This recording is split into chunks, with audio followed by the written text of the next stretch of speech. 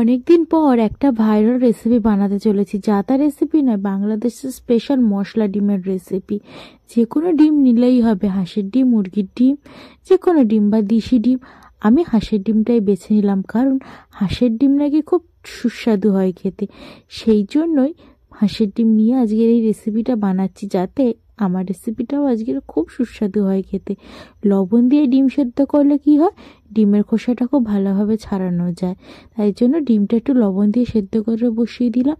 আর এখানে একটু পেঁয়াজ, শসা, টমেটো, ধনেপাতা ভালো করে ধুয়ে নিচ্ছি, কারণ এই সব উপকরণগুলো আজকে লাগছে আমার রেসিপিতে। ফেসবুকের একটা ভাইরাল রেসিপি হলো ডিম মশলার রেসিপি। এখন অবধি যারা রেসিপিটা দেখোনি তাদেরকে অনুরোধ করছি রেসিপিটা একটু দেখার জন্য। যারা দেখেছো তারা যদি বানিয়ে খেয়ে থাকো তাহলে অবশ্যই কমেন্টে জানিও, আর কেমন লেগেছে তোমাদের বানিয়ে খাওয়ার পরে সেটা জানিও। শসাগুলোকে খুব সুন্দর পাতলা পাতলা করে কাটতে হবে। এই যে জিনিসটা আজকের বানাচ্ছি ডিম মশলা, এখানে যা যা উপকরণ লাগবে, পেঁয়াজ, টমেটো, ধনেপাতা, শসা, সবটাই না মিহি করে কুচিয়ে দিতে হবে, তাহলে খেতে খুব ভালো হবে। প্রথমে শসাগুলোকে সুন্দর করে মিহি করে কুচিয়ে নিলাম, একদম ঝুরঝুরে করে কুচিয়ে নিতে হবে। তারপর এখানে টমেটোটা কুচিয়ে নিচ্ছি।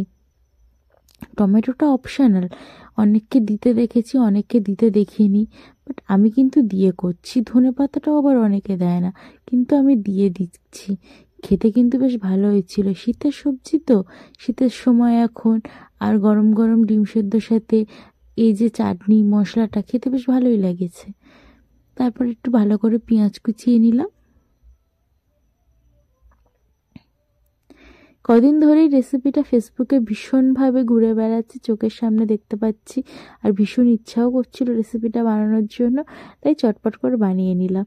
ধনেপাতাগুলোকে সবার শেষে ভালো করে কুচিয়ে নিলাম। এবারে সেদ্ধ করা ডিমটাকে নামিয়ে নিলাম। এই ডিমটা আমার সেদ্ধ করতে প্রায় 6 থেকে 7 মিনিট মতো লেগেছিল। ডিমটাকে একটু নরম নরম, মানে হাফ বয়েল টাইপের সেদ্ধ করতে হবে। হাফ বয়েল সেদ্ধ করলে ডিমটা খেতে ভালো লাগে আর কি, খুব নরম হয়, কুসুমটাও খুব তুলতুলে থাকে ভেতরে, আর কি সুন্দরভাবে খোসাটা উঠে যাচ্ছে, দেখেছো তো। আর এখানে একটুখানি শুকনো লঙ্কা আমার লাগছে, সেটাকে একটু তেলের মধ্যে ভেজে নিলাম। এবারে চলো সব উপকরণগুলোকে মাখিয়ে নেওয়া যাক। প্রথমে একটু লবণ দিয়ে শুকনো লঙ্কাকে ডলে নিতে হবে। তারপরে ডলে নেওয়ার পরে পেঁয়াজ, ধনেপাতা, টমেটো, শসা সবটার সাথে খুব ভালো করে মাখিয়ে নিতে হবে। খুবই সহজ রেসিপিটা, খুব চটপট করে বানিয়ে নেওয়া যায়। সব উপকরণগুলো ভালো করে মিশিয়ে নিতে হবে।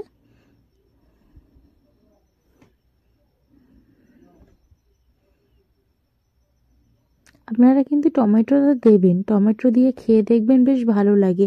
আর মনে করে এইগুলো মাখানোর আগে একটু তেঁতুলের কাঁধ বানিয়ে নেবেন। একটা স্পেশাল চাটনি দেবো এখানে, হাতে বানানো স্পেশাল চাটনি। আর এখানে একটু চিনিও দিতে হবে, যাতে স্বাদটা খুব ভালো হয়। এই যে হলো চাটনিটা, এটা তেঁতুলের একটা চাটনি বানিয়ে রেখেছি। এই চাটনিটার মধ্যে একটু চিনি আর সামান্য একটু লবণ দিয়ে গুলে রেখেছিলাম।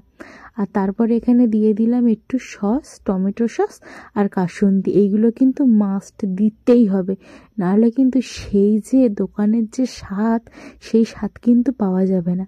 এটা কিন্তু আমাদের কলকাতার রেসিপি নয়, এটা কিন্তু বাংলাদেশের রেসিপি। আমি সচরাচর সবাইকে দেখলাম, সবাই বলছে এটা বাংলাদেশের রেসিপি। তারপরে খুব ভালো করে এটাকে মাখিয়ে নিতে হবে চামচ দিয়ে, যেহেতু এখানে লঙ্কা টঙ্কা দেওয়া আছে, তো আর হাত দিয়ে মাখানোর দরকার নেই। তারপরে চামচ দিয়ে খুব ভালো করে মেখে নিয়ে সেদ্ধ করা ডিমটা নিয়ে একটু লম্বাভাবে কেটে নিতে হবে। পুরো চেলা করে দেবে না, একটু জুড়ে থাকবে সেইভাবে কেটে নিতে হবে। এই যে এরকমভাবে, যেন ডিমটা জোড়া থাকে। প্রথমে সব ডিমগুলোকে কেটে নেব, তারপরে এর মধ্যে যে মশলাটা মাখিয়ে রেখেছি সেটা পুর হিসাবে এই কেটে রাখা ডিমগুলোর মধ্যে দিয়ে সবাই খেয়ে প্রশংসা করেছে যে না, খেতে কিন্তু খুব ভালো হয়। সবাইকে অনুরোধ করলাম বাড়িতে একবার হলো বানিয়ে খাওয়ার জন্য, আর খেয়ে অবশ্যই জানাবে কেমন লাগলো। আর রেসিপিটা ভালো লাগলে লাইক, কমেন্ট অ্যান্ড শেয়ার। আর চ্যানেলে নতুন হলে অবশ্যই চ্যানেলটাকে একটু সাবস্ক্রাইব করে রাখবেন। একটা সাবস্ক্রাইব তো একদম ফ্রিতে, প্লিজ একটা সাবস্ক্রাইব করে দেবেন। তো আজকের ভিডিওটা এই অবধি। ভিডিওটা ভালো কেমন লাগলো অবশ্যই কমেন্টে জানাবেন।